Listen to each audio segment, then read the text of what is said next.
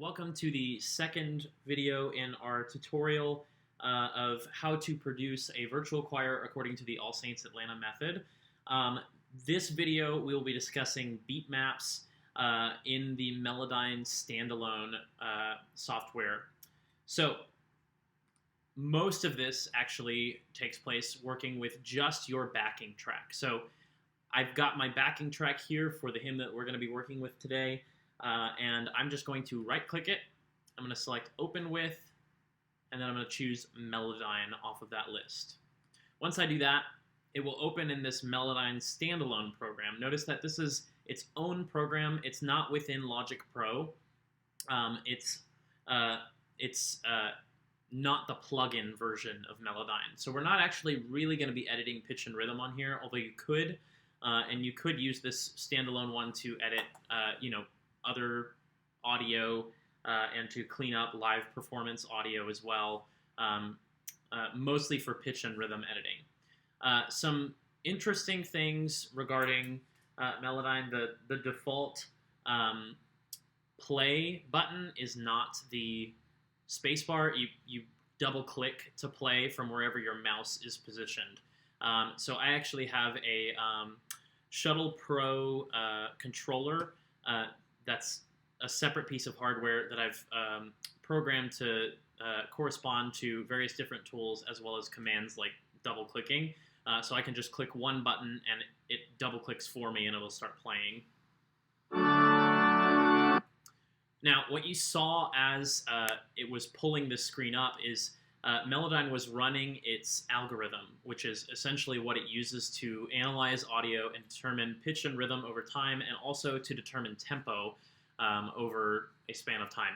And it was running a polyphonic algorithm because it detected that there was polyphony going on in this recording, which literally just means that there's more than one pitch sounding at the same time. So this is Melodyne, what you're looking at right now, Melodyne's best guess at what is happening in this particular audio file. And this is a pitch versus time graph, literally. So if you look over here, it's formatted like a piano roll. You'll notice that, F, G, A, B, and then the half step between B and C are both white keys, so they're both not grayed out, and then the black keys are all grayed out in between.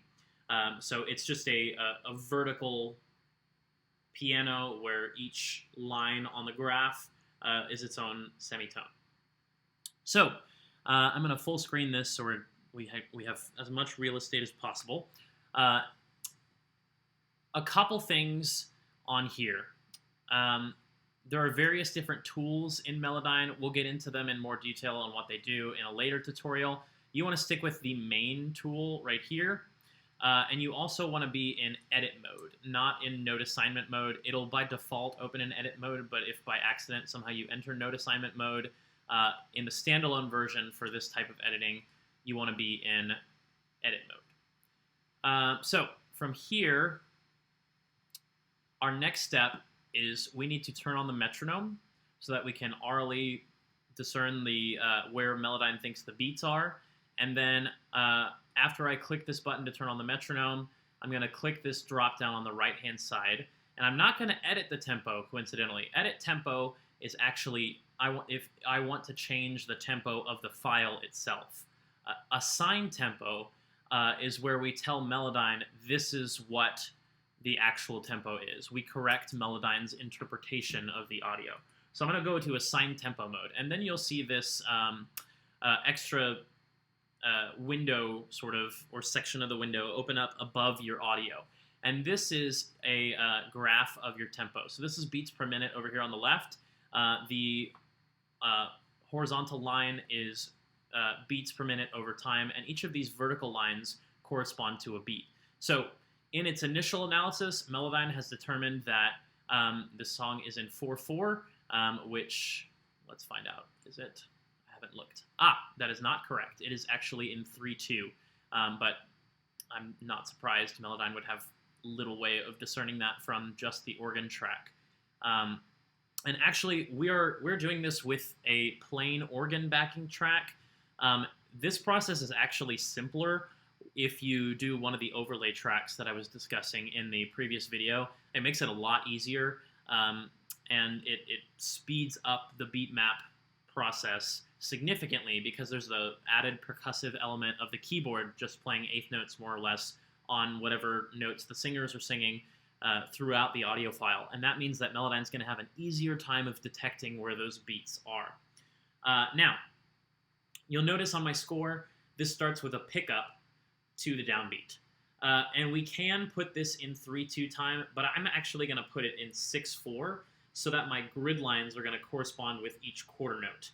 And that's just something that you have to make a judgment call on based on your previous experience editing on how best to go about doing that. I could set it to 3/2 if I want, but then when I have to go edit these eighth notes later on, I'll be looking and trying to visually take a stab at where is the fourth quartile of that beat, and aligning that note is just going to be one extra headache to solve that I can avoid if I just put it in 6/4. However, it is in 6/4, but I'm going to always set my initial meter as 4/4. And the way that I do this, I need to back up where the song starts, because you'll see this little tail right here.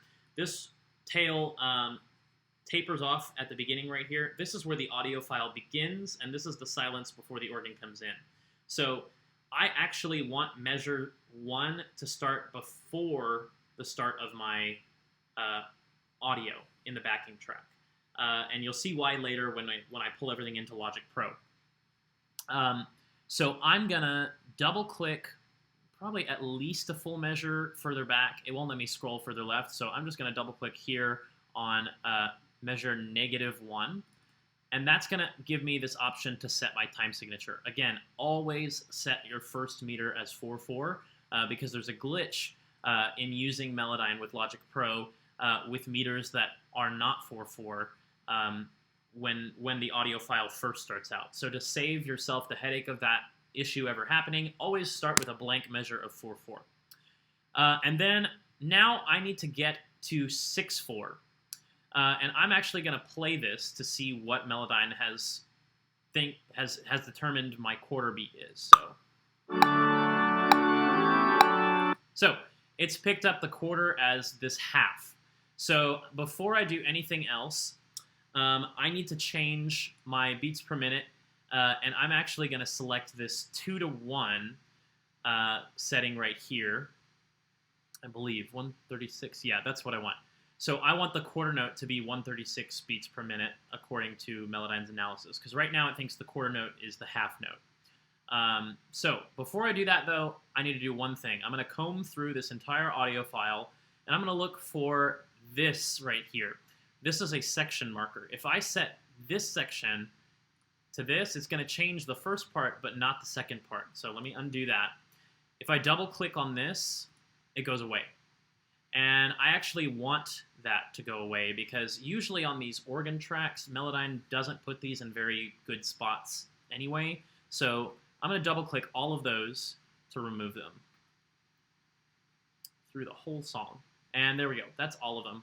Great. That was nice, quick, and easy for this tutorial. Sometimes there's a bunch of them all over the place. You just have to click through and get rid of them first. And now I'm going to set my beats per minute to 137. So what should happen is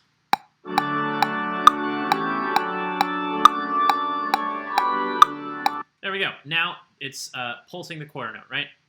And actually, if you take a look here, I have it's notated as a meter change. If I double-click right here, it'll get rid of that 4/4, and then it'll just be 1 meter of 4/4 all the way across. You won't have that extra thing to deal with. Now, it actually starts to where the downbeat of this first full measure of the score, right here, corresponds with the downbeat right here. Sometimes, if that's not the case, you have to insert a random measure of like 3/4 right here, and then change it to what you want, which would be 6/4. But that's not the case here, so I'm going to undo that.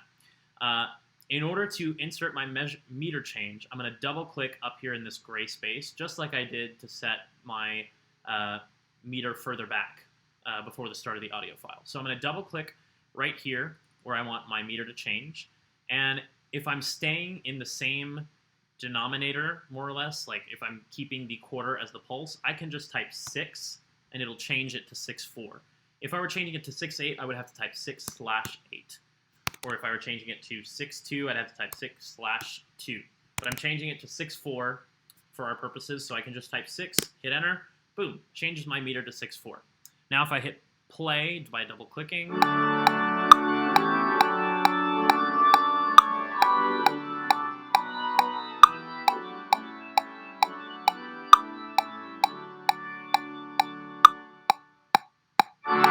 now you'll hear right here, there's an intro here and then there's some silence. So I need to basically reset my meter.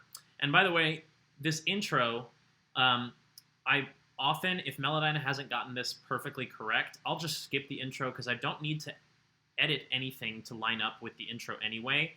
So it's not really consequential what's going on meter-wise or even beat-wise right here, because I don't have to align anything to this later on. So if this is all wonky, it doesn't matter to me. I'm perfectly fine just moving on to where the singers start, and this is the point where it actually matters, right? Okay, so his first entrance is a little bit early, but otherwise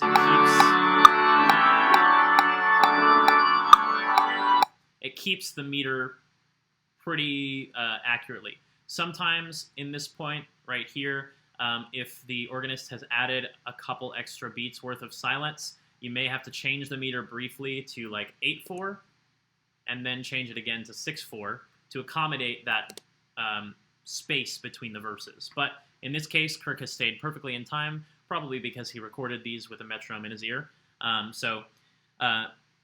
Yeah. Now, this first chord, you'll notice it kind of starts just a hair before where Melodyne has analyzed this beat as. So to adjust that, I'm going to click up here, and you'll see it vertically highlights that line red. I'm just going to scooch it to the left. So it kind of looks like it's lined up with the beginning of that note right there. So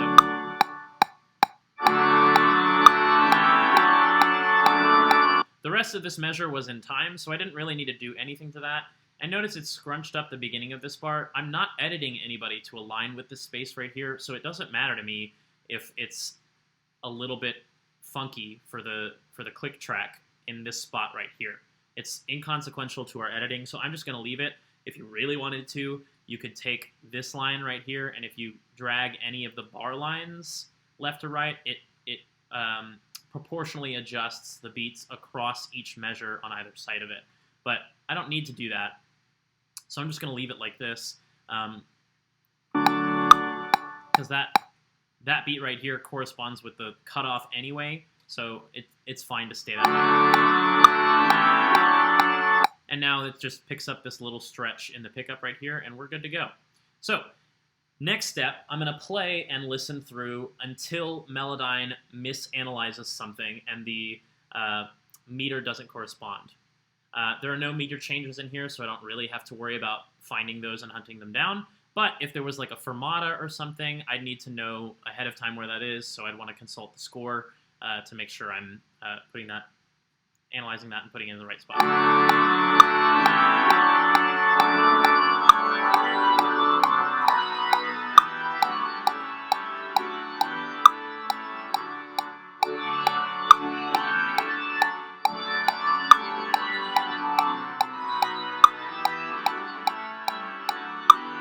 So we hear right here, the click track starts to take off. Melodyne has made a mistake. Melodyne thought that the beat was faster than it actually is.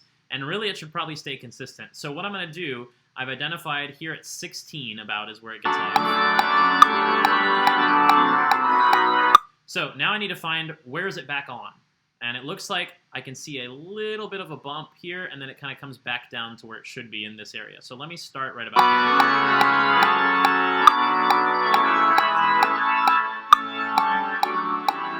Yeah, and you'll notice it's off by 2 quarter notes in this section right here. So how are we going to fix this? We're going to select that portion of time up here in our tempo assign window, and drag from before where it starts to get off the rails I'm just clicking in the white space above this tan area. And I'm going to drag all the way through where it's back on, plus probably about another measure and a half or so. Once I have that selected, I'm going to right-click. Oops. Sorry, let me do that one more time. Sometimes Melodyne can be a little finicky with registering your clicks. Sometimes it thinks you've double-clicked when you haven't. So sometimes I have to click and hold. So I'm right-clicking and holding, actually. And now I'm going to go down here to select Free Tempo Assignment. And what that will do is it will set my tempo as static according to where I started that free tempo assignment.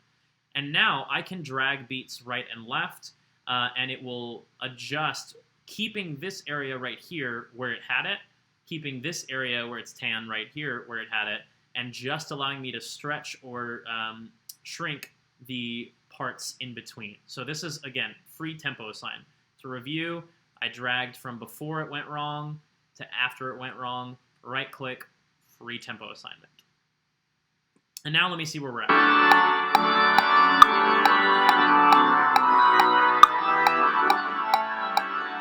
So it's a little fast when I get to right here. Actually, the downbeat is maybe a teeny tiny bit early. So I'm going to click and drag the downbeat to the start visually of this note right here. And let's see where that gets us.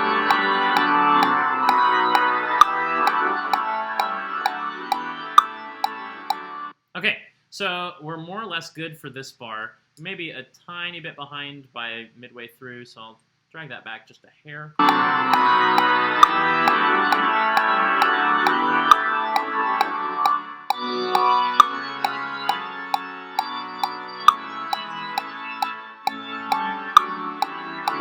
And there we go. That fixed it all the way through, and you can see there was just a little bit of stretching going on right here, and then it more or less resulted back to the initial tempo.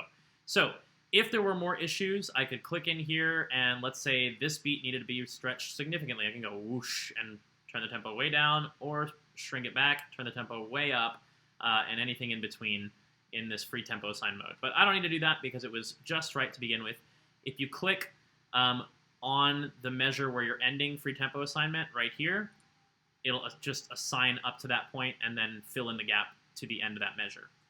That's why we have to go beyond where it has finally corrected, because that will ensure that we're not going to accidentally assign something and cause a bump in the waveform. So just drag it beyond where it starts to be correct again by a little bit, and you should be good. Okay, now I'm going to proof this. Make sure.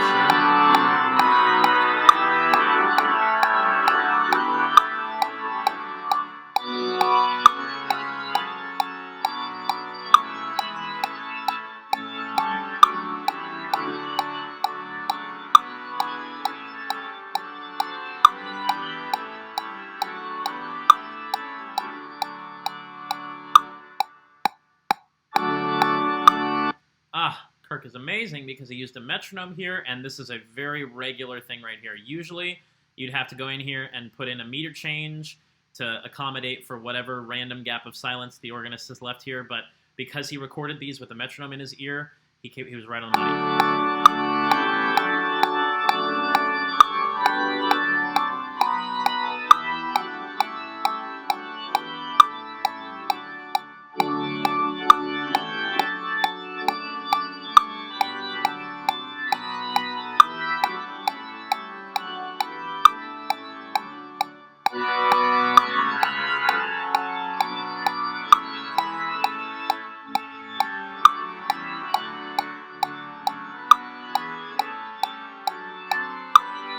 Now, you might be thinking, this is a little bit off.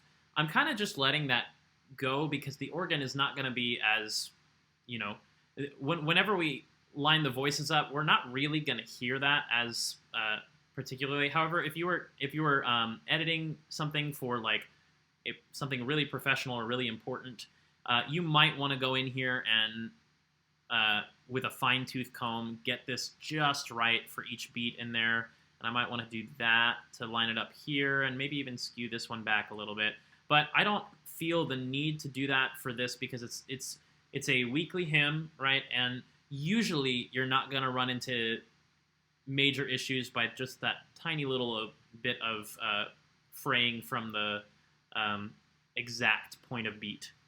But if you want to, and if you want it to be really, really precise, you can do that.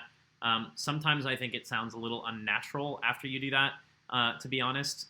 Not that anything in this process is particularly natural, but I think that this is fine for our purposes, and it doesn't result in there's no detraction from the overall quality of the final product by leaving something like this in there. So.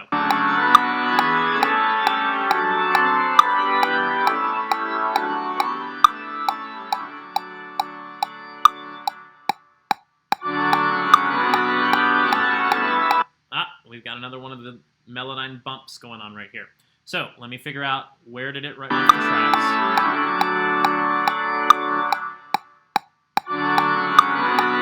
And you might hear, oh, it looks like right here. But if you look at the slope here, it started going up back in this measure. So I'm actually probably going to select from back here just to be safe.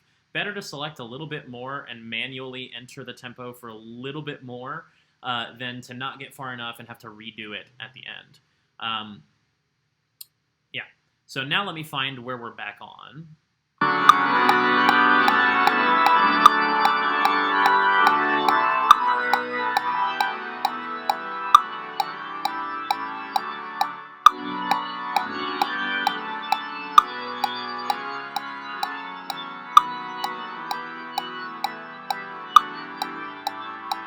Now, I let it play past the point where it actually got back on because I saw that there's this little dip going on right here. It's very subtle, but you can kind of tell that things are going a little bit awry. And then...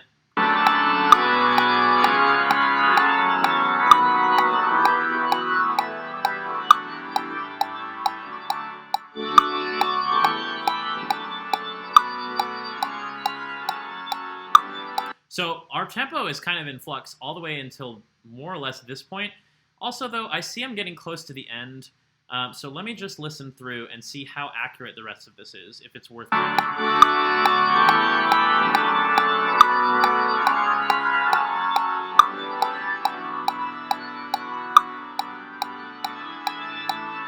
Yeah, see, we're getting off again.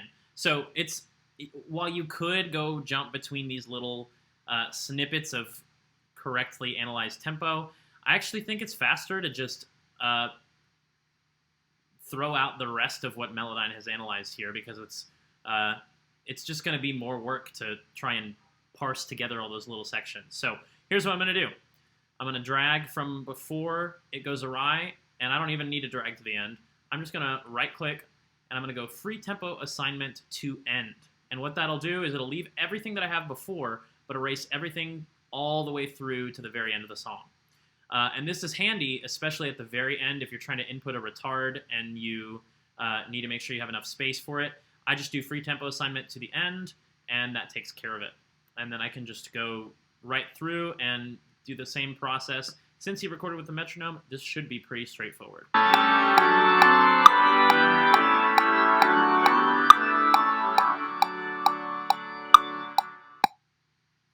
Oops. Sometimes when you're screen recording and playing things on Melodyne, it uses too much CPU power.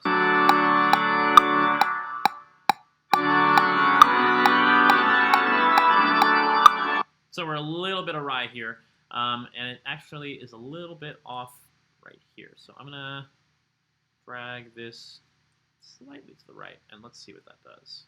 Maybe a little bit back.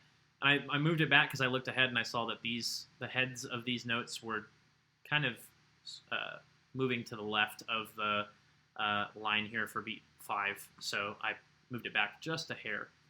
And I don't know, have I actually decreased the tempo at all at that point? Maybe not. Let's try that and see where that goes.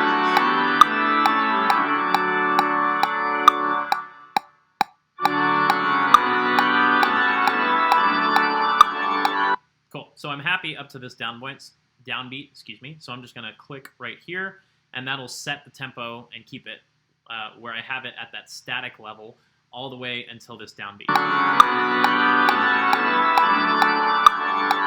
Now, there's kind of a little stretch that happens here, more or less. So I'm just going to click and drag this. And notice I could drag it to the start visually of that note that I'm aligning it with right now, but that's a drastic decrease in tempo. Plus, if you look at the downbeat of 43, I'm going past where that clear bass note is happening. So I'm actually going to look at the downbeat of 43 while I'm dragging this note, because sometimes Melodyne doesn't perfectly analyze this stuff. But I think that 43 is probably right. So I'm going to align that vertical line for 43 with that long bass note that you're looking at, which is a E natural. And then I'm going to let go, and let's see where we're at.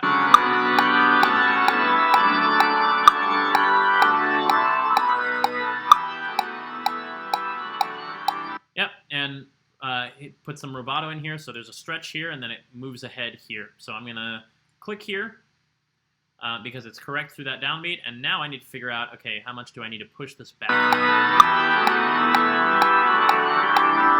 So this here should be our downbeat. That's quite a push. Rather than take this and drag it this way, let me show you what happens if you do this. Now your resultant tempo on this side is way too high. Better to make the push happen probably around beat 2. So I'm going to take beat 2, and I'm actually looking at the vertical line for measure 44. And I'm going to move 44 until it lines up with that bass note on the A natural. It may not be a bass note, actually. It might be something in the tenor. But lining it up with that A natural. Let's see what this does.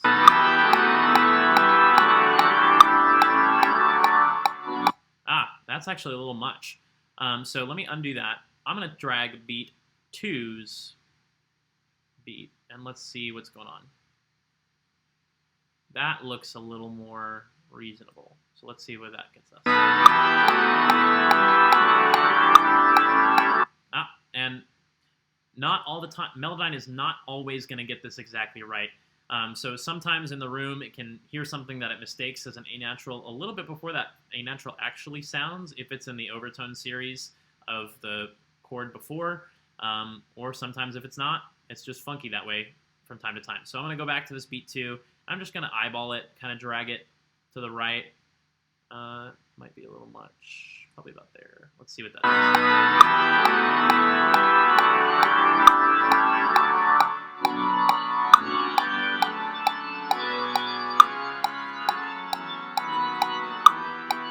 Cool. Now it got all this stuff back here. So I'm going to click here and set this measure. But then there's a little bit of push that we talked about a minute ago that happens in here that's still not being accounted for. And it's really between beat 1 and beat 3 if we're counting quarters. So I'm going to click on beat 3, and I'm actually just going to skew it left just a tad and see what happens.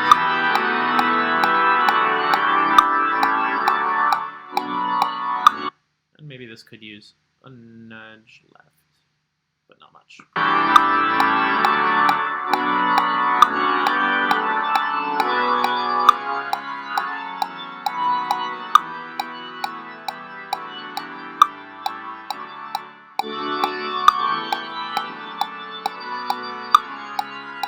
Cool, we're fraying a little bit there, but it's pretty good up to here. There's a little bit of stretch going on, and I can kind of visually see that over here. So I'm going to look at that, measure 60, or 51 rather, excuse me. It's just going to take a tiny little bit off. There we go.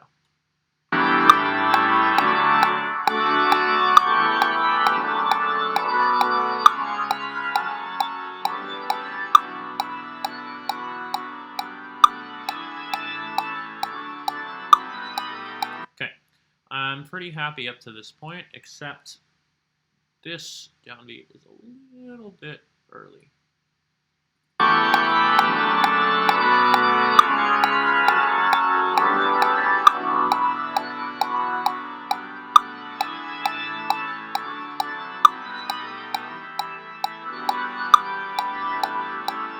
Now, like I said earlier, we already turned on free tempo limit to end, but there's a big old retard happening in here. So I'm set to this point. Let me listen. And he starts it way back here. So I'm going to move the downbeat of this measure over a little bit.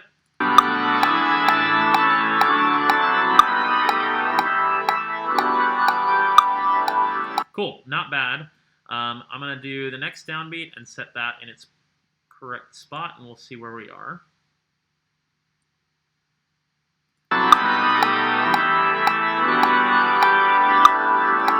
So it's not a regular time change like that. And actually, kind of right here is where he really stretches. So I'm going to line that up with that bass note down at the bottom on the E. And let's see what that does.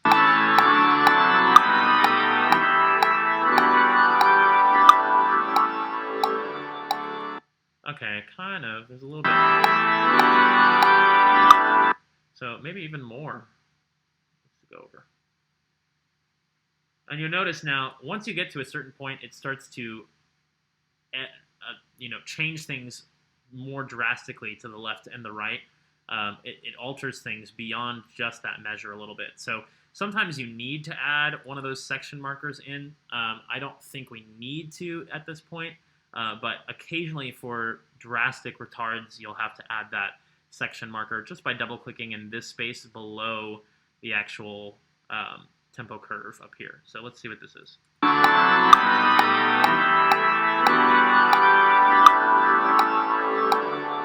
Cool. Now this downbeat is actually a hair early, and you'll see when I drag it to the right, it smooths it out too. I don't know that that's necessarily better, but it's better to look at, so I like to get that notch out of there.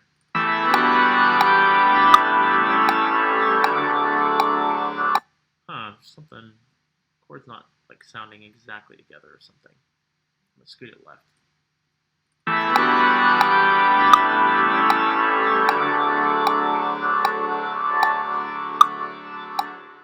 Now, regardless of meter, on this final note, I'm going to align a downbeat with the cutoff pretty precisely. This is very important because I've had a few of these in the early stages where I just left the release wherever it was. I was like, cool, I'm done. All right, time to go to the singers. And I edited the singers to this downbeat, and then it didn't coincide with the organ release, and I had to do some, finicking to get it to line up. I always now put a downbeat on that release. And I'm going to watch carefully right here to make sure that nothing is changing in this retard up to this third beat of measure 54 listed. Because if I'm dragging this pretty far to the right, and I don't have to drag it that far in this case, but I may need to insert a section marker here to ensure that it's not going to change anything earlier. So I'm going to click and drag. Let's see what happens. See, it's starting to pull down a little bit at the left. Let's see if it has messed anything up right here.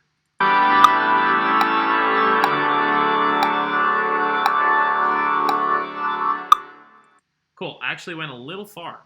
So let me undo. What you're getting on these tails right here is the room sound and the reverb that's in the room where the organ was recorded. So I'm going to look to where it starts to taper, and I think that's probably going to be our cutoff. Let's try right there. Come on.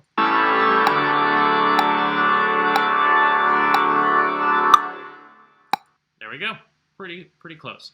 Now I'm going to right-click over here on my white empty space. I'm going to say end free tempo assignment. That's going to set it static from this point on, which doesn't matter because it's after the end of the hymn anyway.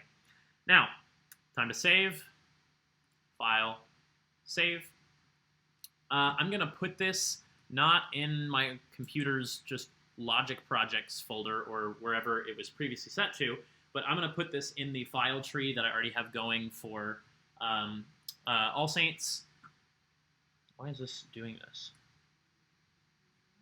Oh no, there we go. Okay, that would not have been good. Might have lost everything. Might be better to save before this point in the process after you've got it done, just in case something crashes and you lose it. Always better to have it saved. So I'm going to put this where it goes. It's on January 24th right here. Now, I usually do this. You don't necessarily have to. I'm going to make a new folder, and I call it Logic Projects. And I put in here any of the files that I create or edit in the process of getting the audio ready. And that's just my system of organization. You don't necessarily have to do that. I just think it's better to have it in one package folder. So I'm going to create, and the title of this hymn is Sing Praise to God Who Reigns Above. So I'll retitle this, Sing Praise to God Who Reigns, yes, making sure I spelled this right, reigns above. Save. We'll save the project. Now, I'm not done yet. I'm going to go back over here exactly to where I set measure 1. And if I click and I start dragging to the right in this little gray area above my meter timeline, it will turn on something called the cycler. The cycler, if I click play, will loop whatever the white area is over and over and over again so that I can hear like little individual spots. So if I had a hard time figuring out where this beat goes, I could set the cycler to this range and it would loop that section over and over again.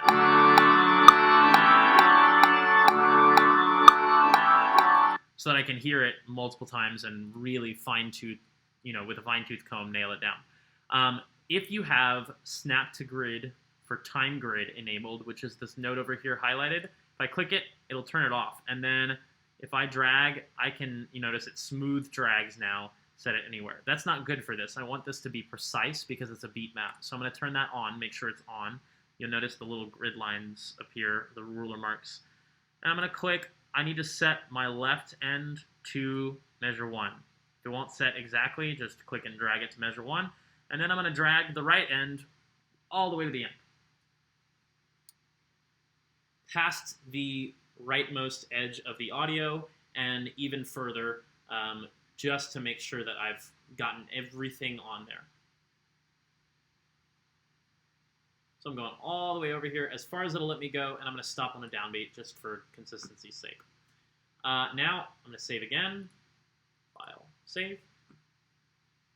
That way the cycler is saved with that range set. And now I need to export my beat map and the audio file. And it's important to export the audio file at this step because it ensures that when you drag and drop it into a project, it will be perfectly aligned with your beat map. So I go File, Export. I'm going to do the tempo map first because it doesn't take time to do that. Set to cycle range only. If you do entire length, it'll do the entire length of the audio file only. So cycle range is what we want. And I'm going to click Export. I save it in the same folder with Logic projects, so it's organized and kept in the same spot. And now again, File, Export. Instead of tempo map, now I'm going to set it to wave. You could do AIFF if you want. Don't want to do MIDI. Don't want to do lead sheet. But wave is what I usually work with. These settings are fine. 44.1 kilohertz, 24-bit linear. Don't need to worry about any of this other stuff. And I'm going to export. One thing, if you get audio, before I click export, if you get audio that's really loud or audio that's really soft that you have to turn the volume up, there's a volume control on Melodyne right here where you can boost it before you pull it into Logic. If it's really quiet, this helps a lot. With some of the older All Saints recordings on their TriCaster system, the audio was really quiet. So I had to do this to boost it, and then I went over here to File, Export. And you'll notice if I export this, it was already at an optimal volume. So, but Melodyne has this great built-in feature where if I click Export, it'll start going, and probably it's going to give me a warning and saying that it's starting to clip. We'll see if it does. It might not. Ah, there it is. See, the export signal is clipping. Should Melodyne reduce the volume to prevent this occurring? Yeah, I want that. I want it to not be clipping. So it'll automatically reduce the volume that you've boosted to the point where it's not getting distorted if you use that feature. Now, I don't need to do that. I'm actually going to undo, set it back to 0 because I want it to be the way that it was initially. I'm going to export it one more time and overwrite that file so that I haven't changed the volume at all, and Melodyne hasn't done anything in the processing chain to change it at all. So unless it was already too loud, and then it might do that again. Nope, looks like it was good. Okay, so that wraps up our video on how to create your beat maps. One note, we don't actually do this in our production process for All Saints, but in theory, one could create their beat map before you upload it to Soundtrap, and then drag and drop that WAV file we just exported into Soundtrap. And then that would mean that the next step in this process is a little bit quicker because everything would be pre-aligned to this version that has this extra blank space at the beginning right here. So if you build that beat map first and export that, you could save yourself a little bit of time in the next step. I don't do that because I just don't have time with the All Saints stuff to build that beat map way ahead of time, because we're operating months ahead of the programmed Sunday for each of these hymns. So the singers are actually recording in January all the way through Easter and beyond into somewhat into August as well.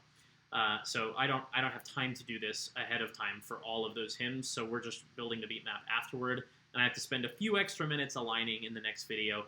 But if you don't have that limitation, I would recommend doing your beat map first and then throwing the audio that you export out of Melodyne onto Soundtrap for your singers as the backing track, and that'll save you a little bit of time later. So thank you very much. We'll see you in the next video.